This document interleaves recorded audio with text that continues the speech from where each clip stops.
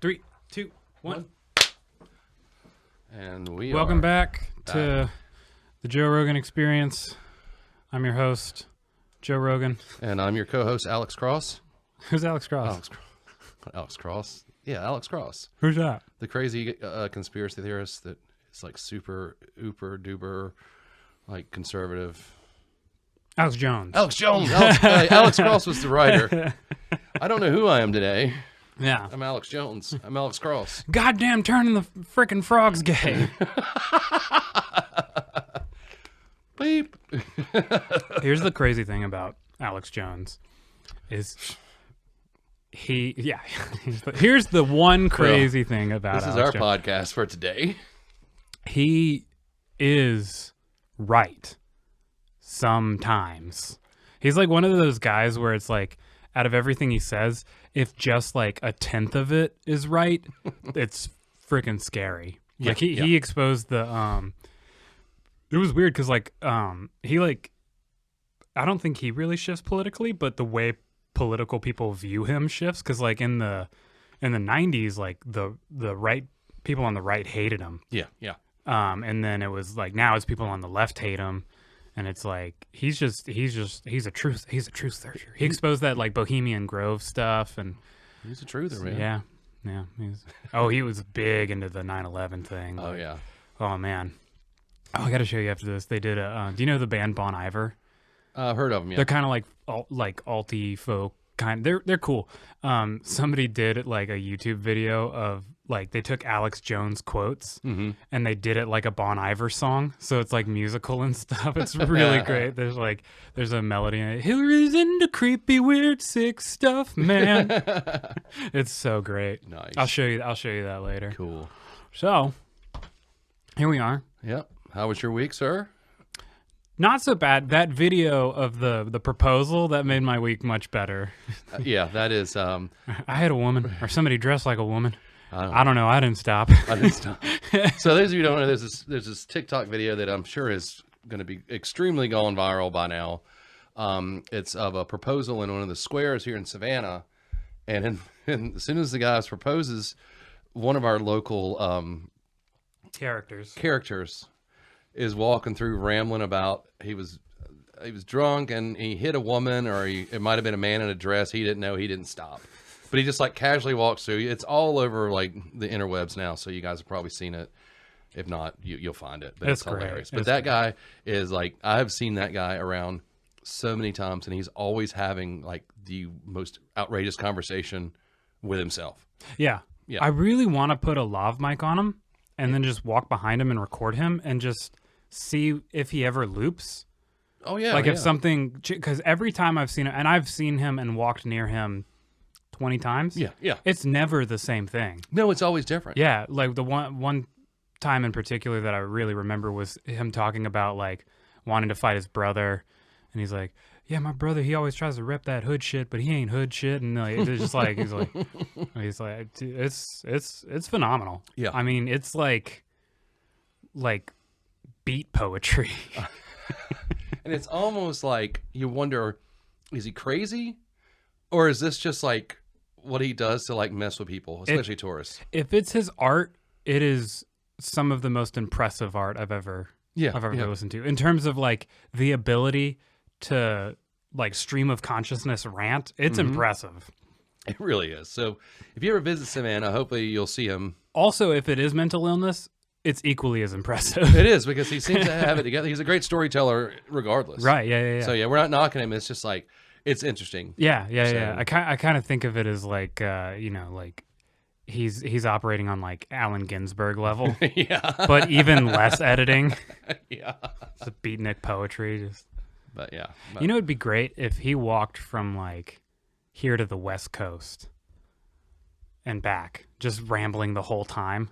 If we could make that into a documentary, that would be great. Yeah. And that would be like some kind of like Kerouacian like writings, Yeah. Speaking of, I read On the Road.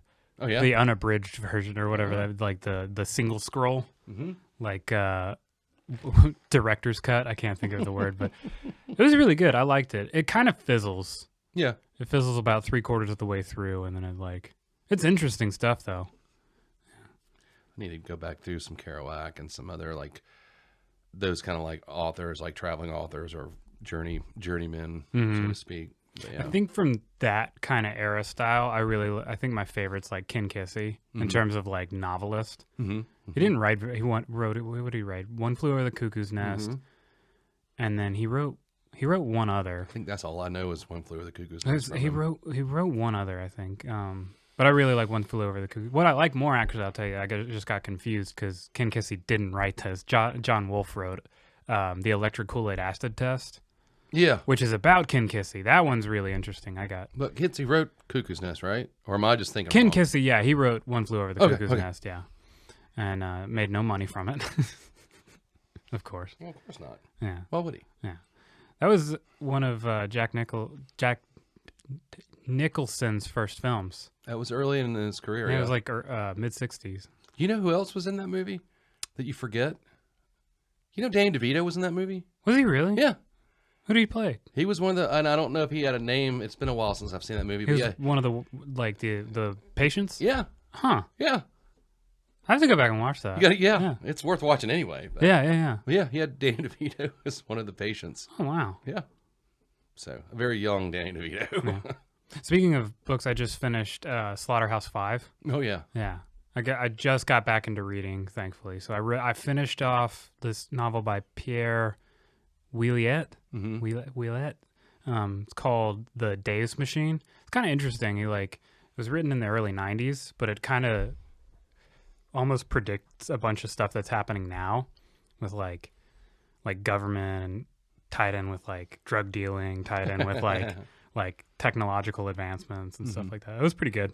And then I read Slaughterhouse-Five, which I enjoyed a little bit more. And now I just started the Brothers Karamazov by Dostoevsky. So, really happy to be back into reading because YouTube was getting boring. Yeah. I've actually got a friend years ago. He moved to, I believe it's Dresden where that's set. And I think he might still live in Dresden. Oh, cool. Yeah. He's, and like I said, I probably haven't spoken to him in almost 20 years. But he used to backpack through Europe. And about 20-something years ago, he just decided he was ready to move to Europe permanently. I mean, he's from the States. He's from Georgia. Yeah. And he moved over there to Germany and got a job teaching English to like adult education to Germans. Very cool. And he I think he had put together a band over there and just happy as he could be. Yeah. And I think, as far as I know, he's still there. That's cool. Hopefully he's still alive. That's an interesting experience. Like, if you just went and backpacked across Europe, like, what city do you think you'd land in? Me? Yeah. I've never been there. I don't know. So. I've never been to Europe. That'd be interesting, like, to see, like, if you took, like, 20 people and just, like, get a read on their personalities. Like, they just backpack to all these cities and then they just finally land in, like, oh, I'm all about Kiev or it'd be Hamburg. Like the kind of feel you get, because I don't know, because I would say like right now, like, oh, well, you know me, I would just like want to land in like some like small town in either like England or Scotland or Ireland. But you never know, I might wind up somewhere in like, you know, the French Riviera. Or, yeah. What was that? that was my French, like, Is it associated with a lot of sex or something? I don't know anything about the Riviera. Well, it's a fancy upscale area. Oh, okay. You're just gonna fuck a bunch of royalty then? Wait. Damn it. You already. God fucking damn it. You already blew that. That was. I was doing super good too. That's okay. What I'll do is I'll kick you underneath the. Every time I swear, that'll just make me want to swear more. Oh yeah, well that won't work. I swear when I experience pain. The month of February was a lot of swearing. I bet. Yeah. Welcome to by the way, finally got my voice back, not sick, not taking 50 coughing breaks. Yeah. So I really hate pollen, not as much as it hates me. So I'm finally. I'd also like to take this time to welcome back me. I've finally, I forget the word you used, but my faith. Whatever word you used, my faith. Rediscovered or something. Yeah, this is actually this is our faith-based episode. Yeah, and I gotta say a couple of things have changed since the last time we spoke. I had some tentative agreements with my Lord and Savior, and I had some tentative agreements with my congregation. We're having some issues distributing funds to the poor. So keep the money coming in, because at some point we'll be able to disperse all that money to the poor, and we'll check back, and hopefully in the next couple weeks. Shipping's all kind of screwed up right now, so Yeah. logistics are off. But just keep sending those checks, and we'll get it to the people that need it most. Also, I was talking to God last night, as you do when you're a preacher, and he said he's okay with me taking a portion of the profits to keep just things on the homestead a little bit more stable. It's okay, because I'm sacrificing so much, of course. So. Yeah, like wearing that hat. Sacrificing fashion. I like this hat. To our audio only viewers, you're not going to get that joke. Yeah. So we don't care. So watch the video. So hop on over to YouTube. Speaking of which, this reminds me of a joke. Okay. There were three preachers, and they were talking, about how they distribute their money to, how much they give to God and how much they keep. So the first preacher says, well, here's what I do. I take all the money that I get, I draw a circle in the middle of the floor. He says, I stand in the middle of the circle and I throw all the money up in the air. Whatever lands inside the circle, I keep. What lands outside the circle, I give to God. Second preacher goes, I'm actually, I also draw a circle in the middle of the floor. I throw all the money up, but anything that lands outside of the circle, I keep. Anything that lands inside the circle, I give to God. And the third preacher goes, I don't even draw a circle. I walk in the middle of the floor, I throw all the money up in the air, and I go, whatever you want, God, take it. I might have messed up a little bit on that one. No, that was good. Yeah. So. Not bad for your first time. That was my first joke I've ever told. I actually had a really lame... Take an applause break real quick for all those at home, if you want to clap. What we need to do? We need to put a laugh track in on this from now on. Yeah, that'll go over real well. Like an old But we gotta cut it. Laugh you track. gotta cut it into like those moments where we land really flat. Yeah. And it's just like we both have that like little awkward silence, and it's like ah. Or like if you say something a little racy, but we put in the old ooh. Yeah. Like the 80s or the 70s when something racy would happen. Like a dude was smooching his girlfriend or something. Finger fucking under the table. I missed that episode of the Brady Bunch. We're good. Yeah. I didn't. The episode of the Brady Bunch where we really dive deep into finger fucking. I think the raciest thing they had in that show was when the oldest boy got caught smoking. Yeah. It's like that was like a very special Brady Bunch. Yeah. I don't know if you remember in the 80s and the 90s, they would have these very special episodes. Mm-mm. Oh God! Well, every episode of Blossom was very special. What's Blossom? Oh God! Okay, this is gonna date me, but this will help. What's Doogie Howser? I never watched the show, but you watched the show. What is it with the two nerd guys that live together that aren't funny? Big Bang Theory. Yeah. Well, there's a side character I think that was on the show some, and that was Blossom, not the blonde chick. But there was a brunette that would be on the show sometimes. Okay. That was Blossom. She was she played this teenager, and she had like Joey Lawrence was her older brother, and that was when everyone started to find out who Joey Lawrence was. Joey Lawrence, bass player for Metallica. Yeah, just a shot, a shot in the dark. Yeah, but anyway, we're getting way off because like you obviously have no idea. Now I feel like ancient. Yeah. Which reminds me, I really landed a good dad joke today in line when we were at the coffee shop, and I was glad I had an audience. God.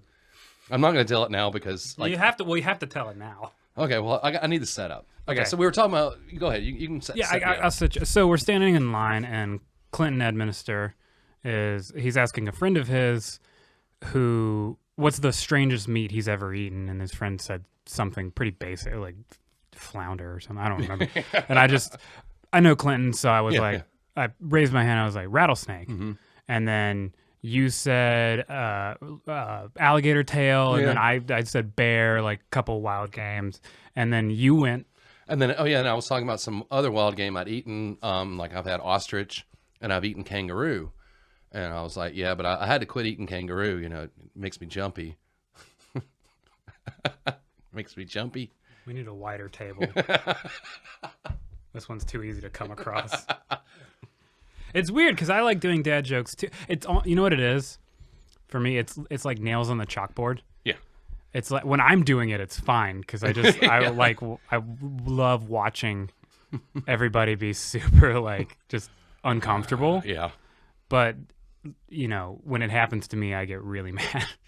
Well, that joke, every opportunity I get to tell that joke, I do. Yeah. So Trish has probably heard that joke 100 times. You know what? I got to say, for not having a lot of chances to say that joke, Yeah. you seized the moment. You went for the ball at the highest point, and I got to appreciate that. I was ready. I didn't do any low-hanging fruit, bro. I climbed that tree. Yeah. But yeah, Trish has heard that joke like 100 times, and it doesn't get any funnier, and she really does not like it. Yeah. She's like, and I'm married. In fact, it's quite a strain on our marriage. Yeah, we're actually sleeping in separate houses, and you know, I'm just kidding. Yeah. See, you're doing better than most because most people are sleeping in separate cars these days. Yeah. Separate tents, separate states, you know, separate penitentiaries. Got all of that one. Sorry, I had a stroke while I was telling that. Yeah. Sorry. So cue the laugh track. Yeah. Woo. Kike. Woo. Sorry to all our vast number of Orthodox Jew listeners. Like you just threw out a racist slur. Give a fuck. Wow. I'll do them all except for one. I was hanging out with some, like, let's say more than drunk. I was telling you about I didn't tell you about this story, but I was bartending at an establishment that will remain unnamed. Shit show of an evening. Over 400 guests. And, you know, it was me and 3 other bartenders. And I think between the 4 of us, we had like 100 beers. I ran out of my first bottle of vodka within the first 30 minutes. It was just a very ill-prepared evening. And it gets to the point with something like that where I wash my hands of the situation. Every one of my colleagues, everybody was pissed. And it's almost like proportional. The more pissed they get, the happier I am. Yeah. Just because I know no single action that I can do is going to make the night any better. So I'm just straight chilling. Like, I don't care. Like, nothing is going to save this evening. So why would I put it on me to do that, you know? So anyway, get towards the end of the night. Couple comes up and they want shots. And you're really not supposed to do that at events like that. But I was like, okay, whatever. So gave him a couple. And we get on this tangent about the N-word. And this guy, way too drunk for his own good, and he's like, I just don't understand. Like, and it's the same stupid argument you've heard for 10 years now. And it's some white guy complaining about, well, if they can say it, why can't I say it? And my response has always been the same. And it's, you can say it. Yeah. You just got to deal with the consequences. Yeah, you can say it all you want. Pop on over to Shadell's and say it. Use it liberally. See what happens. Go to Yamacraw Village and just fly throw that it around. Just see what happens. Yeah. And you know what? Godspeed. Good luck, sir. Yeah. You know, I mean, I think we've touched on it a couple of times in this show, but it's just like the ignorance of some people. Yeah. You know what? You're not going to ever be able to just fix stupid generationally. It's just going to keep going. Just keeps rolling. So, on that somber of a note, flip the coin. Flip the coin. That was record all the way up. That was. Did you guys get that? Probably not. So you start. I think this might be the first time you've started. I know. Wait, is it? I don't remember. Well, then you flipped it wrong. It landed on that, so that means we get to talk about my selections first, which that's right. We will. I'm about to set it up, obviously. Go ahead. So, and that's the thing is, like, I intentionally didn't look into yours too much. I kind of want the backstories on them, and they're actually like, because I know that really interesting. Sort of, they'll figure it out as we kind of go along, but obviously these were songs kind of spurred on by very specific actions. So I kind of want the history of that. Okay. Well, we'll do it. We can go song by song, like. Yeah. Because the first one, and they're actually in some kind of a chronological order. I mean, the Okay. two of them came out in the same year, and they're. But anyway, 1945, yeah. year of our Lord. So the first Send song, money. the first song I gave you, and this is well, I guess I'll tell a little bit of the theme. Yeah. The theme of the songs that I gave Reverend Mitchell here, Reverend Father Mitchell. Reverend Father Rabbi Grand Poobah Mitchell. That's right. These are 3 songs that were written as more of a not a retraction. What word am I thinking of? We don't rehearse. Like a rebuttal? A rebuttal towards televangelists in like the mid to late 80s. It was really strong, and those in my generation remember there were TV preachers on all the time, and for some reason, and I think it was because heavy metal music was getting very popular, they just decided to come out of the woodwork and just start trashing heavy metal. As you do. As they do. And now remember, heavy metal didn't even care about these guys. Mm-hmm. You know, they were just doing their own thing, worshiping the devil and, you know, eating babies. I don't know. Yeah. So these televangelists just started really inciting things like burning records. And I know they did that with the Beatles back in the mid 60s too. Right. When they said they were Bigger than Jesus. Bigger than Jesus. Yeah. Which they didn't mean. Like, it wasn't like a... It was taken out of context. Yeah. But so they're burning records, and they're having all these specials on TV. Geraldo even did a special on like primetime TV. We watched it as a family. It was fun. Yeah. About Satan worshiping in heavy metal, and some of the bands that they picked apart were just ridiculous. Yeah. I mean, even as far as like, one of them they were talking about Hall & Oates. Like, what? Hall & Oates? Oh, yeah. Because Daryl Hall's like bisexual or something? They claim to be. Oh, okay. They claimed he was. I don't know if he is or not, and it's none of my business. But I can find out. you want to go out with him or something? Go to his house? How cute I look. But it was like every little thing. Yeah. And like the metal bands, they weren't claiming to be one thing or another. They were just being metal. Yeah. But they weren't like, trying to take your kids away. So it just was this huge campaign. And so as far as we were concerned, they struck first blood. Mm-hmm. So the metal community had to fight back. Right.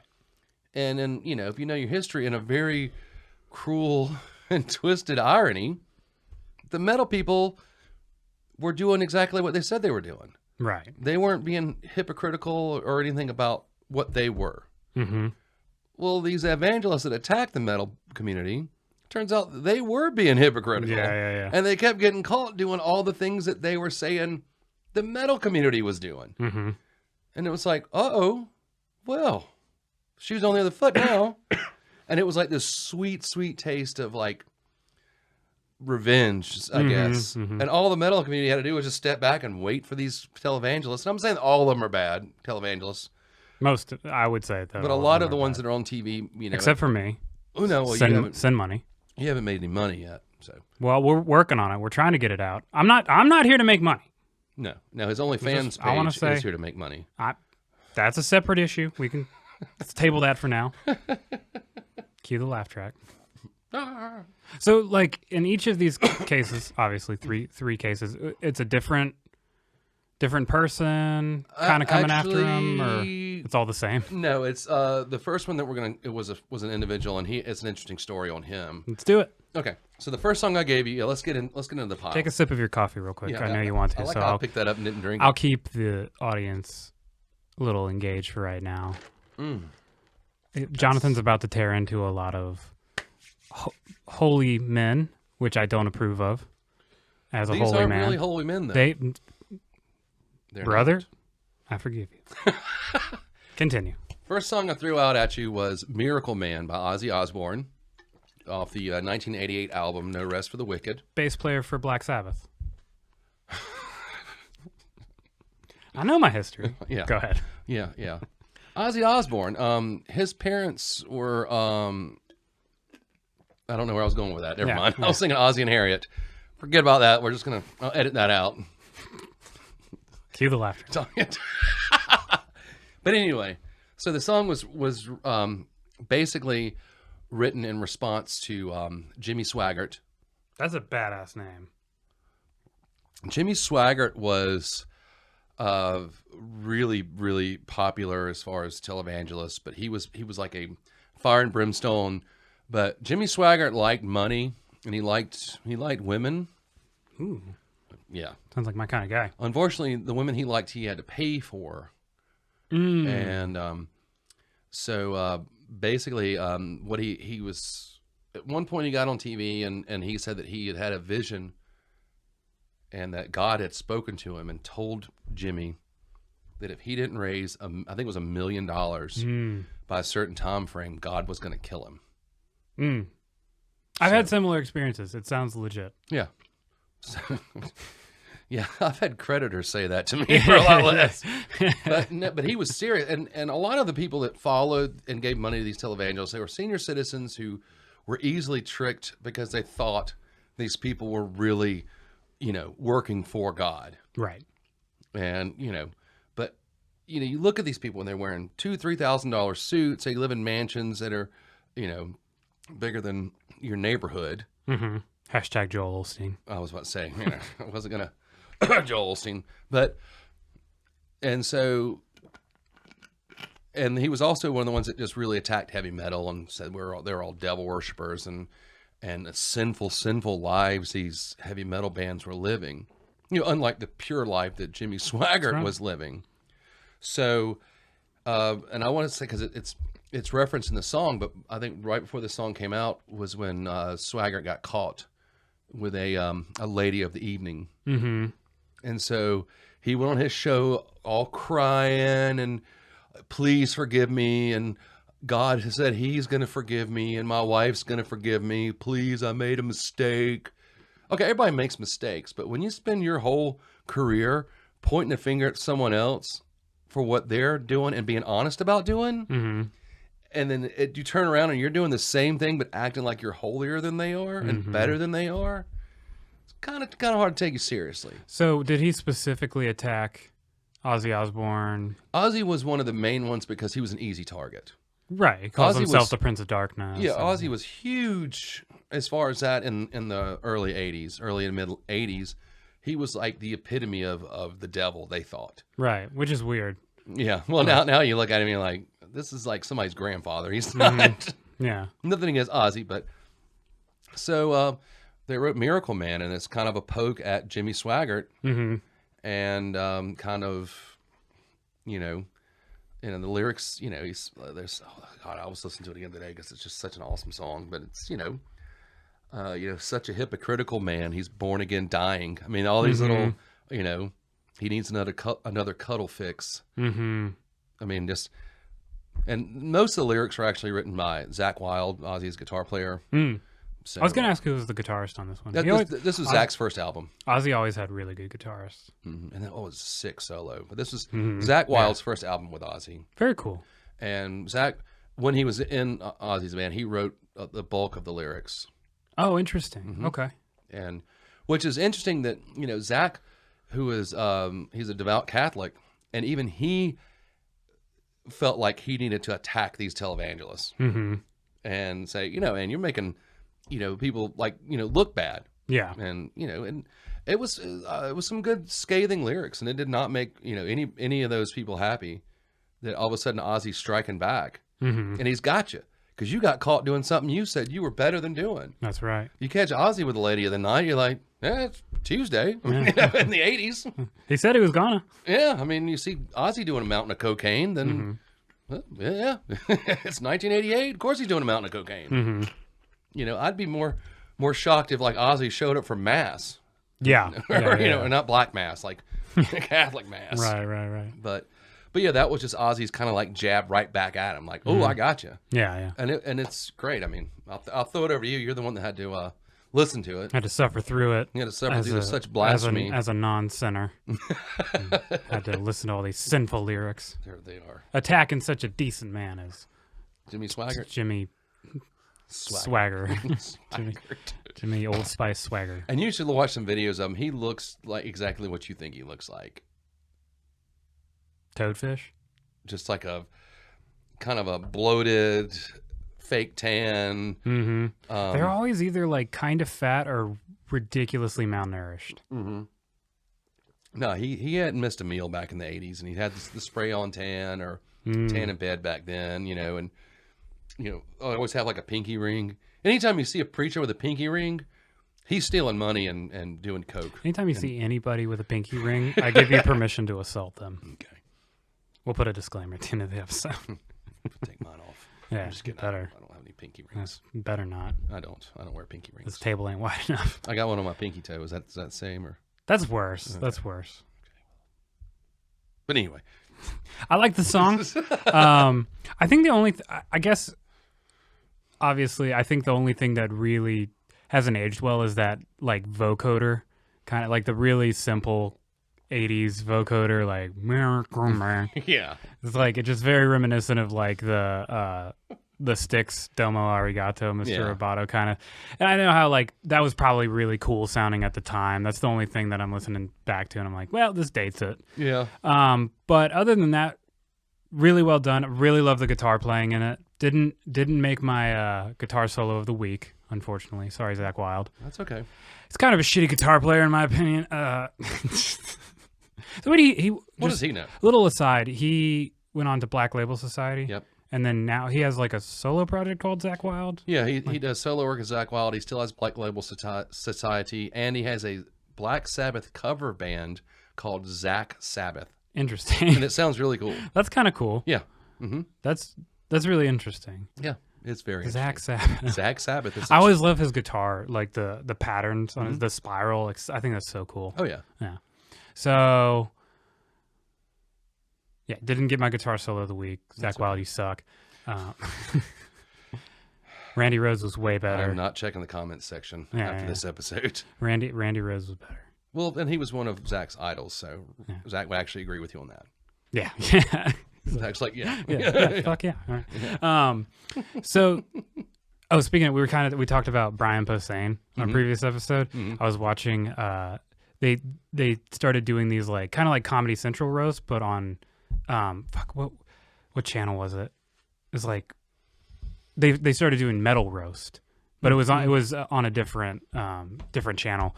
And I was watching one, and Brian Posehn was typically invited to these because he's a comic, but he's also a big metalhead. And Sharon Osbourne was on one of the like the panels or whatever. Oh yeah, that was the Zach Wilde roast. Yeah, that's right. Yeah. And then oh, look at that. And then but Brian Posehn, he was like, Sharon Osbourne, you fucked Ozzy's career harder than you fucked all his guitar players. Look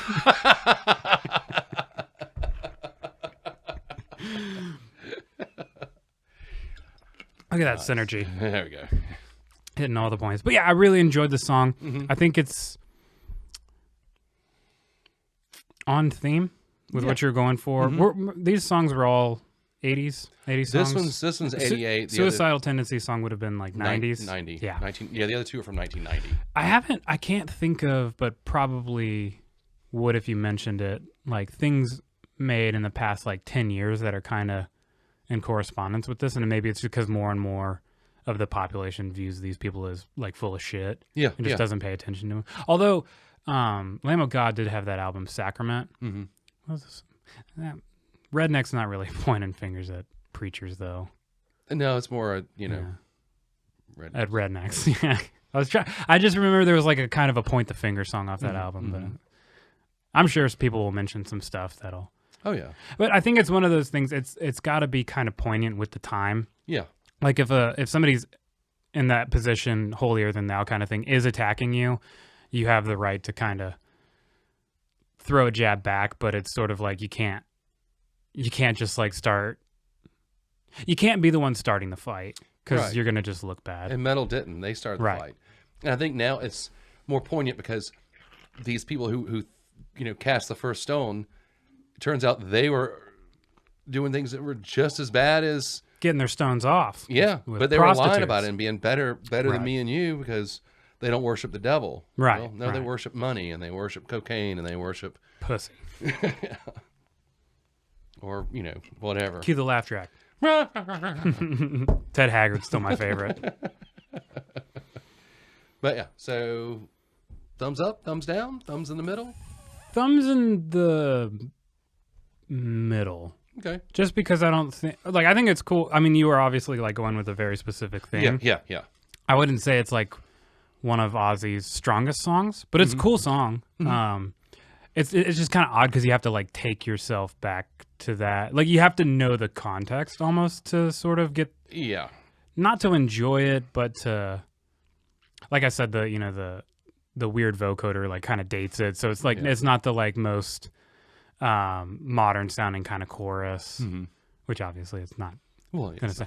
But I'm just saying, in terms of like the bulk of Ozzy's work, I would say it was cool because I wasn't familiar with this song, and I'm really unfamiliar with like Ozzy's solo career. What's that one song, Kooky Train? Other than that, Crazy Train, Cuckoo Clock, going off the rails. I'm going off the rails on the Kooky Train. Oh, the Kooky Train, yeah. I didn't know we were supposed to eat shrooms before we got here. You didn't know that? No, I didn't. That's a tenet of my church. Oh, okay. I was going to have some a shroom a day keeps the metalheads away. Because you just try to kiss them too much. I know. Yeah, well. Yeah, I mean, I would definitely, like, if you're watching this podcast, go check out the song if you haven't heard it before. Yeah, and it's the whole album kind of is... It's a good album. I think that album is more of a forgotten Ozzy album. What album is it? It's called No Rest for the Wicked. Okay. And it's got that song. Another good song is Crazy Babies. Let's see. That's the one I was thinking of. Crazy Train Babies. Yeah, there's a song called Bloodbath in Paradise, which is also kind of based on the same thing. Okay. But yeah, it's Zakk Wylde's first album with Ozzy, and he kind of didn't let him cut loose as much as he got to do on like later albums. And it's not my favorite Ozzy album, but like I said, it fit the theme. Yeah. So, but then again, Ozzy kind of lost me after like 91. So yeah. But anyway, check it out. There's a power metal band that in the past 10 years did a great cover of Miracle Man. Oh, cool. And they're called Mystic Prophecy. I've not heard of them. Probably not. Yeah.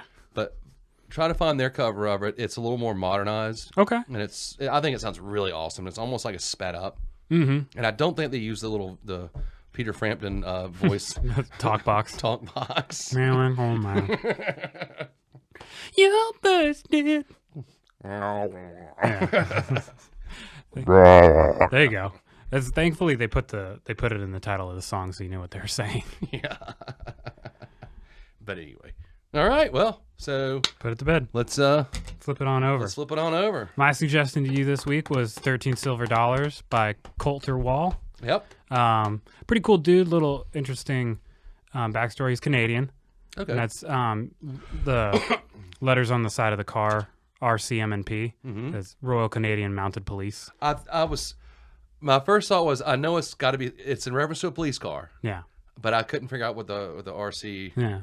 And so all that is, I think it's Saskatchewan that he's in. Speedy Creek is a reference outside of a town. Preston's like south of there. Okay. I'm pretty sure it's Saskatchewan. I could be wrong.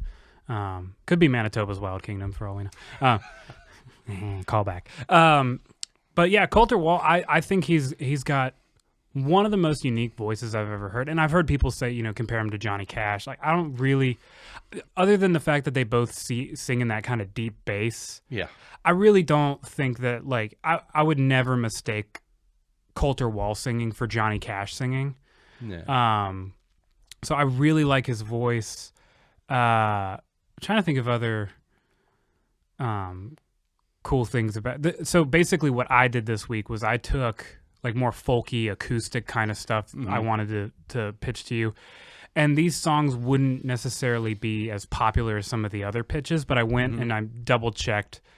They all have like over 1 million listeners monthly on Spotify, so I was like, popular enough. I'm gonna pick one of their most popular songs, and then that was kind of my criteria for this week. So Colter Wall's the real deal, man. Like he works on a ranch. Like despite having this like pretty big music career, he takes time off and he like actually works a ranch like up in Canada, I think.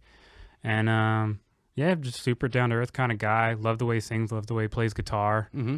I liked first impressions. This was of the three songs, this felt like more of like the like the storytelling aspect of like country music, and I hate to say this because we just said we weren't warned to, but he didn't sound like Johnny Cash, but he kind of had that storytelling, songwriting that not just Johnny Cash, but that's an easy one to throw out there. You can tell he likes Johnny Cash. Yeah, which is fine. But I don't think he sounds like Johnny Cash. I like and his voice. He doesn't play guitar like Johnny Cash either. No, he doesn't. So. But I liked the kind of the storytelling aspect. That was of the 3 songs, that to me felt like more of like an old school country song. Mm-hmm. Yeah, very, very rooted in folk tradition. Just the verses stacked and then a chorus and a chorus. Mm-hmm, like that's a very like traditional kind of like short folk formula. Yeah. But I mean, I enjoyed it. It was it flowed well, and it just kind of had that feel like that old old's not the right word. Like when I was vintage. When I was little, like I knew a lot of people that listened to that kind of music when it was, newer, lack of a better word. So it kind of had that same feel of when I was little, hearing this kind of stuff from, relatives that were older than me that were really into that style of music. Mm-hmm. So it was very like kind of brought me back. Mm-hmm. But yeah, I mean, it was just the flow. I'm curious as to listen to what else he's done. Yeah, which I think that's become like that hasn't happened often with some of the little tasty fruits you've thrown at me. You don't want to listen to more Cardi B? No. Okay. Yeah, well, I probably won't pull from Colter again. Okay. But he's real cool. We've heard a couple of his songs on at Mood Rights, where we now hang out weekly, play some pool, play some chess. Mood Rights. Yeah. Hashtag at Mood Rights. At Mood Rights. You know what I kind of want to do? Like if I ever get the opportunity to bartend there, like a couple of seats at the bar, just put up chess tables and like while I'm bartending, play simultaneous games. I've yet to lose to an actual human. I've lost on I'm a part of the chess.com. So I'm playing actual humans, but I'm playing online and I'm playing fast and I'm not paying attention a lot of the time. I'm watching porn while I play chess. It just frees my mind. I don't even know how that works. But I still haven't played somebody in person that's beaten me, and I need to lose. So I'm going to bring someone in. I'm bringing in a ringer next time we're up there. His name's Robert Fisher. This is Robert Trapper. That was really well done. That was better than your fucking kangaroo joke. Fucking asshole. Cue the laugh track. Yeah, so tell me about like what you thought of the structure of the song, because that's one of the most interesting things for me about it is like obviously like the lyrics flow really well, like very visual. It's almost like, you know what it is? It's good poetry, because if you listen to the song a couple times, you have it. Because it's narrative, it's structural, but I love that doubled up chorus on the back end. Where it's like it's the story and then just his saying what he's got, and I thought I love this song. Yeah, I mean, and it had a good structure. I loved and just kind of like all he's got is his health, his John P. Stetson, which is it's a hat. Yeah, and somewhere he's got bottle full of babies, bluebird wine, which and for some reason when I heard Bluebird wine, I was thinking of blueberry wine, which is really good. Is it? Yeah. Oh, that sounds gross. Yeah. I don't like wine though. So maybe it's the wine part that doesn't. Oh yeah, no, blueberry wine is really good if you get it right. And hearing that part, I know he said bluebird, but I was thinking blueberry wine, and I'm like, I could see, him sitting there maybe finding his stash and getting his $13 silver in his mind. Yeah. Buy some more bluebird wine. But I thought you were done coughing. I am. I choked myself up because I was thinking about kangaroo meat. But I liked, that little thing thrown in there, like, somewhere, he's got this, these $13 silver, and his mind is somewhere. He lost it somewhere. It's down there. Yeah. It's down there somewhere. Yeah. But yeah, and even though I didn't know exactly like where like Preston was and the other little like locations, anybody who can, I felt like there were places that relate to his hometown. Like if I were to write a song like that, I'd probably mention something like, Mood Rights, or I'd mention, I don't know, probably something not so obvious, Bull Street, Wormhole. Yeah, Wormhole, or but like when you put things in there, it's kind of telling the story. It what's the word? It like humanizes him. It like puts you where he's at. Yeah. And just like the way it flows like that. And now I'm glad I know what the police car he was in, because I knew it was a cop car. Yeah. But I was like, I don't know what city that is. RCMNP. That's right. But it really it wove the story together, and it was interesting. And yeah, you're right. After a couple listens, you got his story down, but you want to hear it again. Yeah. Because you get it. Yeah. And it kind of feels like, we've all, had like, I can go back down the road and, I've got this and this, and it's probably where my sanity is. So, and maybe I got some money there. I don't know. Yeah. But yeah, I mean, it was just very humanizing. Yeah. I know that's a horrible word. It sounds stupid, but No. I mean, I think... yeah, it kind of, it gave him like, it fleshed him out as a person, not just a voice saying words. Right. And yeah, I really like the flow of it. Yeah. And I hope, that's what his songwriting style is, because I really look forward to listening to more little tales of what he definitely has a very down to earth tone across, I would say, the majority of the body of his work. He's got this great song. It's called Motorcycle, or I think I'm gonna buy me a motorcycle. I'll play it when we leave here, but it's that same sort of like. It's not structured like 13 Silver Dollars, but it's catchy and it's like, it's poetic, and it, it's very folky. Like I don't want to pickle. I just want to ride my motorcycle. That's right. Yeah. I don't want to die. I just want to ride my motorcycle. What is that? You never heard that song? No, what is the that? Motorcycle song? Arlo Guthrie? No, that's I didn't know that, but that's mentioned in the song that I'm talking about. He said, think I'll buy me a motorcycle, wrap around a telephone pole, or go off a cliff like Old Harlow, or Old Arlo. Yeah, like, he drives Arlo Guthrie, the motorcycle song. Interesting. Yeah. Okay. So that's It synergy. went full circle. The old man taught the young man how to eat kangaroo. All right, we're done with that joke. God. Here. It's over there now, I promise. I put it over there. It's in the corner. Next to the pedal board. Next to the pedal board. In my bag full of severed heads. I knew something smelled good. Anyway. But no, I liked the structure. I liked lyrically. I like lyrics like that. The just like that. It doesn't have to tell an intricate story, right? But when you start feeling like you're following along, and it just puts you in the moment. There's something homey about it. Sure. And I really like like mashed that. Potatoes. Yeah, like mashed potatoes, and blueberry wine, bro. Yeah. But yeah, definitely. Just like I want to check him out more. But yeah, I really enjoyed that.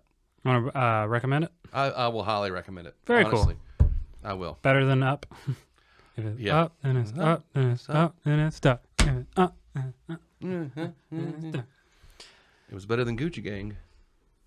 I think everything, except maybe Dirt Road, has been better than Gucci Gang. Yes. They're kind of on the same, like... Syphilis is better than Gucci Gang. Well, now that you can cure it. Okay. Oh. Yeah, I think so. Okay. That's what they told me. Well, I gotta make a call afterwards. All right, so back on this side of the fence. That's right. So we went to, the second one was, I believe, was Holy Smoke. Mm-hmm.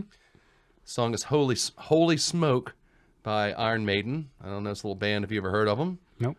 This is off their 1990 album, No Prayer for the Dying. I love the stylization of all their albums. Mm-hmm. Like the way the people look. They almost look like Scooby-Doo villains. You know what I mean? It's like evil looking, but it's also like kind of cartoonish. Like, I love the stylization of all their albums. This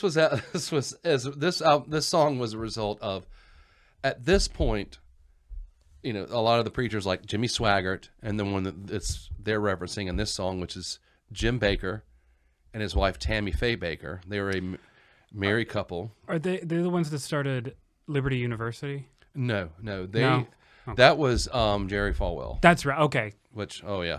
There's a whole other rabbit hole to get down. I couldn't find a song about Jerry Falwell, but I could probably write one. Yeah.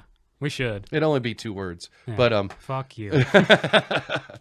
But Jim and Tammy Faye, she was the one, you know, if you guys remember her, she had the made up face, and they're both kind of like thick, you know, chunky, rich. He had the fake tan. She had the made up face.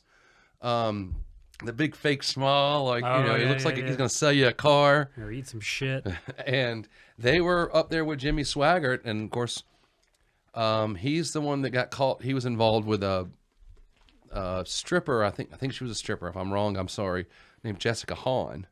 Mm. And when he got caught with her, she flipped the script and she became famous because she was involved with him. Mm-hmm.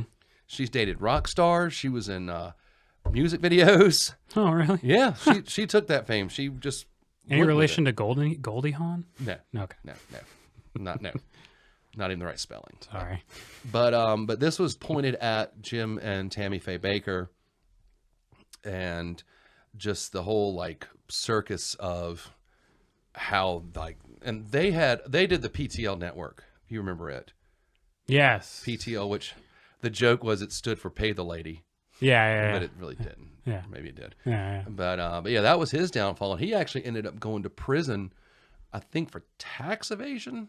That sounds right. Or something like that. But he was another one of those people that made millions and millions of dollars off of, you know, these poor saps that thought he was, you know, the second coming, and they would write their Social Security check out to him and mail it to him, and his wife's got $2,000 worth of makeup on her face. And, yeah.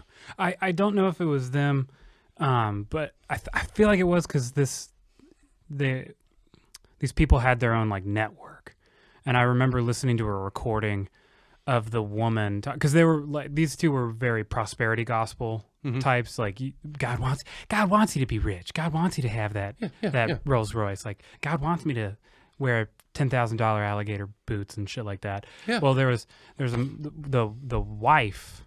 I'm pretty sure it was them. Was like saying, she's like, I was praying to the Lord and I was saying, God, do you want me to have a house with a pool or a lake? And I prayed on this for months, and then I realized God wanted me to have both. So we got a house with a pool right next to the lake kind of shit. And you're just like, God, like, how does anyone with a functional brain buy this? Well, it's just so strange. But then you see the underside of and, social media, and you're like, oh, and okay, what's in a cruel twist of fate, later on, God wanted her to have cancer, and she got cancer. Jesus. And she died. Trade off for having a pool and a lake. So, you know, hey, if Jesus Christ, dude. I went to a dark Cue place. Cue the laugh track. God gave her cancer. Ooh. Yeah. No, I mean, I'm not, you know, getting cancer is horrible. I'm not trying to, but It was a breeze for me. well, I got lost for a minute. I was thinking. I feel like I set you up with that one, but it was like, pretty low setup. Yeah, that was a low setup. I was just thinking we just lost both Patreon people. Come back next week, guys. Come back next week. But anyway. Literally 2 guys. Yeah. And one of them's been asleep for like 30 minutes. He uses our podcast to go to sleep. Hey. He's like, this is ambient noise. Yeah, right. But yeah, that was them. And so this was a kind of a jab, not only at just Jim and Tammy Faye, but just at the whole thing. Like, I love some of the lines in that song. Like, you know, they call it the satellite circus, and, you know, flies around shit, bees around honey. Yeah. I think they're strange, but when they're dead, they can have a Lincoln for their bed. You know, I mean, it was just kind of putting a mirror in front of their ridiculousness. And, yeah. You know. Well, and I think that's so hard when you're on the outside of that. It's so hard to, you know, it's like you look at something like Jonestown. You're like, how did they fall for that? Like, how do these people fall when that's a little bit more of a like sort of a Stockholm syndrome kind of situation where they cut you off from your family. That's a little bit more manipulative. But I mean, this is manipulation at the highest level. Like, and that's the thing about all these people is they're so obviously grifters. Yeah. They're not sacrificing anything. That's where, like, I mean, the prosperity gospel thing is so transparent. Yeah. You know, it's different when you have people that are like, you know, these televangelists that are a little bit more subdued. They're not walking around and like $10,000 watches and chains and all that. Like they're a little bit. I think it's harder to sniff out because they're not so of like over the top with their presentation. But a lot of these guys, when they're, you know, they're buying private jets from Tyler Perry and like all this shit. It's like, it's so obvious. It's so transparently obvious that they're just pieces of shit. You're like, how are there enough people giving them money to support this lifestyle? They're preying on the weak. These shows used to air certain times during the day when the only people that were watching them were either people who were retired who were at home and maybe like bored housewives, maybe, but it was mostly like senior citizens. Handy capable people. Yeah, exactly. Yeah, people who, you know, most people who have, and I don't want to say good sense, but who wouldn't throw their money. Younger people would be at work or something. Senior citizens, and I'm not saying there's anything with them mentally wrong with them, but you know, as you get older, the mind, you become more trusting. You're giving me some ideas here, how to structure mine. Yeah, maybe we'll air this podcast at 3:00 in the afternoon. It'll be a good time On public access. We'll have a bunch of dick pill commercials. We got to make that dick pill money. Yeah, they got samples they're gonna send us. Yeah, Asking for Cialis, asking for a friend. Blue Chew. Yeah. I just want to take it for a ride. Oh, the pill. Yeah. And then take Tammy Hahn or whatever for a ride. Jessica Hahn. That was close. It's a dirty stripper name. She actually dated Sam Kinison for a little while after that. Oh yeah, well I mean, but yeah, I mean they were just kind of like poking at him, you know, believe in me and send no money. I died on the cross, but that ain't funny. But my so-called friends are making me a joke. I mean, that right there is just like, and that's what it was. Yeah, you know, they're taking something that, you know, some people hold very sacred and they're just making a joke out of it, right, for their own like fat wallets. But it, you know, we all saw how it turned out in the end for all of them. And yet Iron Maiden's still around. Ozzy Osbourne's still around. which is surprising. Well, yeah, but that's for other reasons. But Jimmy Swaggart, he ain't making millions anymore. No. Jim Baker's not making millions anymore. Tammy Faye is no longer with us. So, God, what her to have cancer. Yeah. She deserved to die. Oh, I'm not going to say that. But, well, I will, but just because I believe we all deserve to die. well, I mean, we're all going to die. Right. Except, you know, And me. Yeah. And you, Father. And me. Sir. But anyway. I would recommend it. This was more of a, like, I would say less dated. Yeah. The sound is really cool, like kind of cool. You don't have to like, I think you get the gist of it regardless. I think it's structured like it's lyrically more, I would say more inflammatory.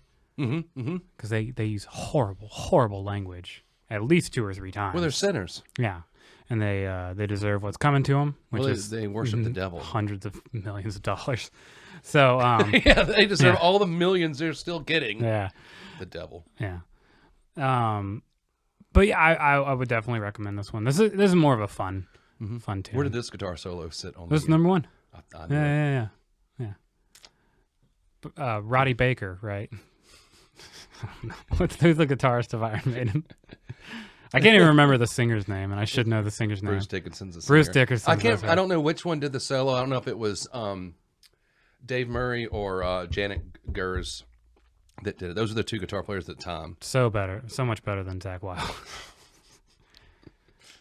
They play Fenders. Well, Zach gets better. Yeah, eventually. Yeah. Which he actually, Black Label had a song about evangelists. I had like 10 evangelist songs. Metal bands, and I had to like pick which ones. And I almost didn't do Miracle Man because it was actually a more popular song in '88. Like, they had a video, it was a single and everything. Oh, okay. And actually, so was Holy Smoke. But anyway, I was like, these are kind of more like in line with where we're going to go. I mean, Anthrax had one. Metallica, Leper Messiah, that was about evangelists. I haven't listened to it. It's on Master of Puppets. I don't know if What's you've ever that? heard that album. It's No, just the title track. that album wasn't really popular. I think it's in the bargain bin. Master. Master of crumpets, I'm baking your bread. You know, there was a joke where I don't even know the punchline, but Well, then don't say if you're gonna, it was someone marrying the guy who married Kermit and Miss Piggy. Uh-huh. Yeah, he was the pastor of Muppets. You're so happy right now. You're turning red. I totally destroyed that joke. You're such a piece of shit. But yeah, it was like, I'm gonna find that joke for next week and not tell it. Yeah, no, that was. I think those. But yeah, but you had to have seen par for the the course. Muppet movie where Miss Piggy and Kermit got married. Pastor of Muppets, dude. My sister, so like, she has these. We call them MV moments. Mm-hmm. Like, so she'll get the lyrics and songs wrong, and we won't know it until she's singing along with it. And she did this a couple times when she was younger. So she thought the song "Under the Boardwalk" was "Under the Corn Dog." We didn't learn that until that chorus hit in the car one day. We were like, "Did you just say under the corn dog?" It's like that's what. And then Hotel California is the coastline of California, and one of the lyrics is like, "Bring your alibis." She was like, "Don't." She thought it was "Don't forget the rice." So anyway, I say all this to say that one time she like, unrelated, we're doing something, we're cooking dinner or eating dinner, and she like drops a fork and she's like, "Oh my God. I just realized that Muppets is puppets with an M." And we're all just staring at her like, "You're not a part of this family." Even my parents were questioning whether like, she was adopted or not. Yeah. Did you swap her? The Pastor of Muppets. The pastor of Muppets. Pastor. Pastor. And it goes in that cool like middle part of the song. Like it's like a completely different song. Yeah, it's like a whole Like nother song. More classical kind of stuff. Yeah. Remember when Metallica did stuff like that? Yeah. I'm not knocking Metallica. I am. Oh, Never heard of them. yeah. I like that 2 song. They were in Megadeth, and Dave Mustaine kicked him out, so they formed Metallica. Yeah. With Burt Clifton. Yeah, Burt Clifton. I would recommend. Okay. Let's move on. Okay. Okay. Laugh track. What was the second one I prefer? Oh, Michigan by the Milk Carton Kids. Okay. I got them switched, but that makes more sense now. That's okay. Do you need me to sing it for you real quick to No. That really made the playlist make a lot more sense to put that one in the middle. Yeah? Yeah. Yeah, I would. Yeah, I kind of. That made a lot more sense. I kind of took your advice from one of the previous weeks, and I tried to. I really paid attention to structuring the pitches because I was like, I need to have this in the right order. So, but yeah, just going for like acoustic-y kind of stuff. This is a little bit more ambient sounding, like kind of slow and yeah. Yeah, I don't. I didn't do as much research on the Milk Carton Kids. I just know they have a couple million listeners a month. Like I had this song on like my liked playlist for a year or two. I think it sounds really good. What were your impressions? It was really sad. Yeah. I mean, I loved it, and you said this about me before. I always go to the morbid place. Yeah. But the subject matter was the way it was presented was sad, but it was I really loved the song. Yeah. And I loved how it kind of moved through. I kind of thought I knew what the song was about, but there were a couple of lines that maybe made me scratch my head. Overall, it felt like it was just like there was a breakup, and the narrator is leaving, and they're not ever coming back. I love the line, Michigan in my rearview mirror, something like that. Michigan's in the rear view. Yeah, and just leaving. Now. But then there were like certain like lines like "Keep your hands where I can see them." I know I'm flubbing up that line, but No, that's it. But it's like He took the words right out of my mouth when he knew I would need them. Yeah, and it's like, well, what is that really? Where are we going with that? We're kidnapping the girlfriend. We're breaking up, but we're kidnapping the girlfriend. Something. I mean, and I didn't know maybe like something had happened but I mean, overall, it felt like just a really sad breakup. And and just getting out of town, which it kind of struck a nerve, and I'm not gonna get too personal on myself, but like I lived in another state for a little while, and I had a really bad breakup, and so I left that state and moved back here, and it mirrored kind of like how I felt, because when I got in the moving van, I was like, I'm not even gonna look in the rearview mirror. I'm just gonna leave and move back to Georgia. I left Virginia, and oddly enough, I've never been back to Virginia. Yeah. Nothing against the great state of Virginia. Yeah. But well, it is for lovers. Yeah. So you got to go back with Trish. Yeah. Yeah. Well, maybe that's why we didn't make it. That's right. Yeah. But anyway, but it reminded me of that. And like, if I can listen to something, especially someone that I've never heard of and I don't know their music, and immediately I can listen to one song by them and they can strike a nerve like that, where I already like feel like I have something in common with what they're trying to say. And yeah, the kind of ambient music to it really sets the tone, and it really did set the tone. Like, I mean, it was sad feeling. Like, the feeling, I think, was more sad than the actual lyrics. That makes sense. Sure. Yeah. But, yeah, I would definitely, for me, say somber. Very somber. Yeah, I didn't. It's interesting because, so if you sort of like compare this to something like 13 Silver Dollars, 13 Silver Dollars is very, very obvious what's going on. Right. It's narrative, and it's got all the conventional structures of a storytelling song. This is more of an open-ended kind of lyrically structured thing, where it's like there's a lot shrouded in mystery. And personally, as a songwriter, I like open-ended things like this, where you're not saying directly to the point what's happening. Yeah. Because one of the things that I really feel about art is that if you're leaving it open-ended, what you're allowing the viewer or the listener to do is sort of come up with their own meaning and their own, and it's just as valid, because you haven't put it has meaning to you. You were the one who wrote it, right? But now you have, because of the way that you've laid out your art, you've given people the opportunity to have a perspective that's just as valid, as long as they can back it up. Like, you know, you can't. It'd be very hard sell to be like, this song's about aliens. Like, you still have to prove why you're thinking that, and maybe you can. But that's what I really like about this song, is it leaves a little bit more up to the listener, which is cool. And that's a lot of how I write, is that very open-ended too. And maybe that was another reason why I just kind of like clicked with it. Yeah. It's like, you know, I think I know what's going on, but you know, my brain is creating what I think is going on, but I like how it's, like you said, it's open-ended. It's right. What exactly is going on here? I know something unhappy is going on here. Something very, you know, somber and sad is going on. It's definitely not the best day of this guy's life. No. Dude's not having a great day. Yeah. But I will say I like the opening line, "The clouds move over Pontiac skies." I was on a road trip in the summer of 2016. I was gone for like 2 months. I got across the country really quickly, and then I spent like a month in Montana, where I used to live, because I just reconnected with friends and just didn't want to leave. And then I left Anaconda, Montana, and drove without sleeping to Savannah, Georgia. And it took me like 40 hours or something. Like, I just didn't stop.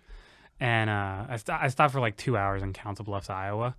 And from Council Bluffs, Iowa to like the Kentucky-Illinois line, the sky didn't change. Just because of the Midwest, it was like overcast and this like big giant sky the whole time I was driving through. And I did it. I left at like dinner time from Montana. So I spaced it out. So every major city I hit, it was always like between 10 and 2 at night. So there was no traffic. Oh. And the only time I hit traffic was at Nashville at like 6 a.m. Oh, okay. But that stretch in the Midwest is really weird, by the way. Like, I saw, like, out of my entire trip, the Midwest was where I saw the weird shit. Yeah. And well, that and New Orleans, but well, that's different. That's a whole other. Yeah. That's another basket of worms. Yeah. And that's the saying. And but yeah, there's this like, that's what I think of when I'm put into this song, when I put myself in the song, is like that really weird sky that looks like it's going to rain but never does. And so that's where I connect with the song. That makes sense. I've driven through. Now it took us a week to get to to Montana. We didn't do it. Not me. But we took our time. I did a road trip too in 1998, and we spent a month on the road. Oh wow. Yeah, it was 5 of us. My friend that I said that moved to Dresden, he's the one that spearheaded it. And I know we're getting off topic. Two friends he had met over in Europe, he invited to fly over to the States and go. One guy was from Slovakia, and the other guy was from the Czech Republic. And they flew over, and it was that guy, those 2 guys from Europe, me and my girlfriend at the time, and we got a Dodge Caravan minivan. Nice. And loaded up hiking gear, and we drove from Macon, Georgia, and drove all the way, went as far north as Chicago, and then cut all the way across to Seattle, all the way down San Francisco and back across. I think Seattle was the most north you went then. Yeah. Sorry. Oh, I meant like, yeah, you're right. I meant straight up, and then I got you. Well, if you'd gone any farther, you'd be in a lake. Yeah, we were going to go to Canada, but the 2 guys from Europe, they didn't have visas to cross over into Canada. Oh, okay. So we didn't get to go to Canada. Yeah. But but yeah, that was like the same thing. This like driving through like the Midwest, like it's just it's whole other country, and it really is. And honestly, I'll tell you, people out there, if you love this country for whatever political reason, just if you love your country, go out and see it. Yeah, definitely. Yeah. Go look at it. It is not like I actually know people who live their whole lives and never even leave their home state. Yeah, hometown sometimes. Yeah, I mean there is so much out there to see just in one country. Yeah. It's a beautiful country. It's gorgeous out there. Yeah. So definitely, even if you don't love your country, go do it anyway. It's beautiful. It's like I was saying. I got totally no. You're good. I was. Well, last week was all about you. I'm still making it about me because I drove through St. Louis at like 2 a.m. Ooh. And I got on the other side of it, and you get. Well, I was on the highway. Oh, you didn't get shot? No. I crossed over into Illinois, and so it was kind of like urban sprawl for a little bit, and then like you hit the river, and then it's like you're in Illinois, and it's like really backwoodsy. But there's this like weird building, and all I can say is it looked like a barn that was built in Las Vegas, because it was a barn with thousands of cars parked around it. And they had the most intricate like neon light on the roof, like it was doing like picture Fremont Street in Las Vegas. That's what the roof of this place looked like. I was just driving by, like, what the fuck is going on there? Party? Yeah. I have no idea. I didn't want to stop. You get in the sticks out there, and they have to build like somewhere to hang out. They got to put it somewhere. But the roof, it was just like, what is this place? Maybe it was like, aliens. Michigan's in the rear view. All I can say is I put Illinois in my rear view real quick. Yeah, I've driven all the way. We drove all the way through Illinois from south to north. That's the thing. Is, you hear Chicago, you know it's in Illinois, so you have this picture of what Illinois is, and it's just one giant cornfield. That is all. That's all it is. It's nothing until you get to Chicago. Yeah. Indiana's the same way. It's Indiana, Illinois, and then it actually gets interesting when you get to Wisconsin. But still a lot of corn. A lot of corn, and then just no speed limits once you get like, I think it was in Montana. There used to be no speed limits, but the federal government, the federal government. So you were there in the 90s, which was back when it was like, fuck it. But then they weren't going to get any federal money for their highways if they didn't. They had to put a drinking age in at 21, and then they had to put a speed limit up. So Montana was like, okay, 80 miles an hour. Which still, and 80. you can pass 10 over, so you can do 90. Yeah. Don't get busted though. They need that speeding ticket. And don't do it in a Dodge Caravan minivan full of people either. Because we had a blowout in Montana. Where at? I can't remember. We stayed in and I think I just stayed in Missoula for like 3 days. Yeah. And we were somewhere in Montana. You know, it takes 3 days to get across Montana. Yeah. And then it took me 6 hours.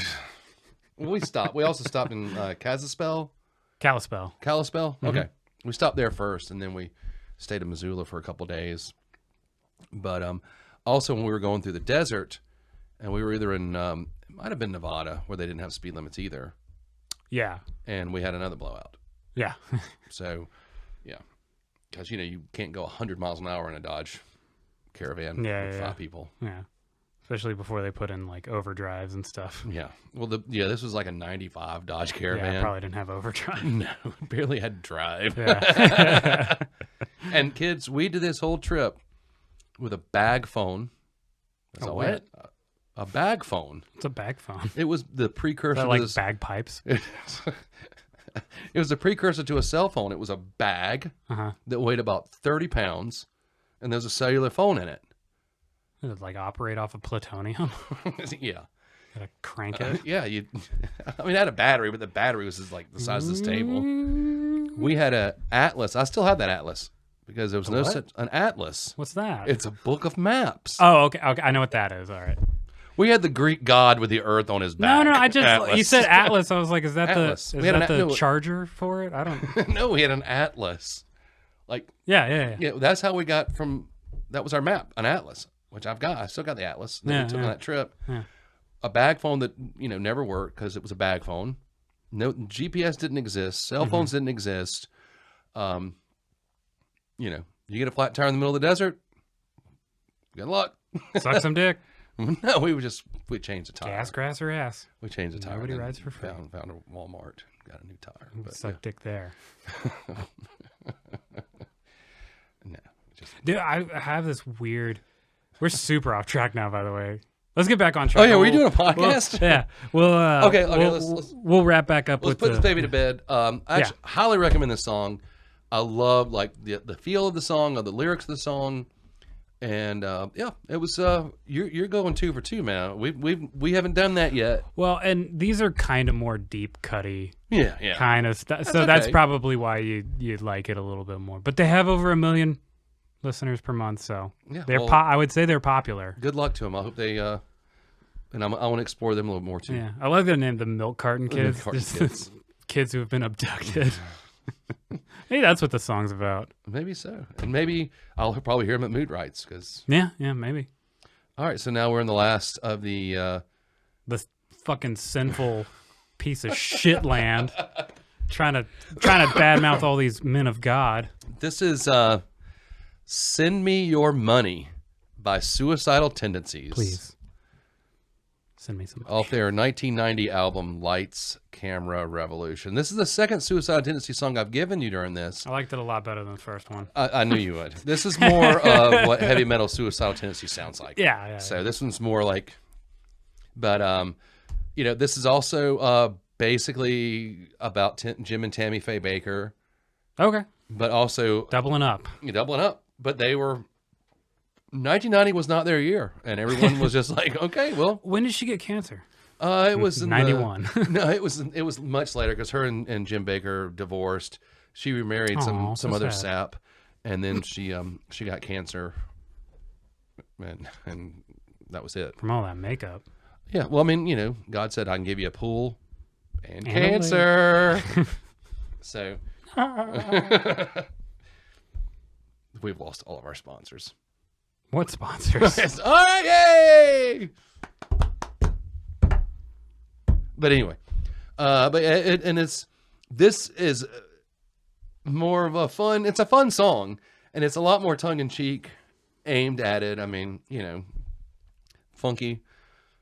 You keep using that word. I don't think you've ever listened to funk music. Not once has it actually been funk music. I said funky. I know, but it's funk. like. I know what the funk. Because of the bass. It's funky, not funk. Don't correct me. Hey, you got a lane. I got a lane. Hey, stay in it. So, I liked this song. I didn't like the chorus singing so much. It's really gritty, like the backing vocals.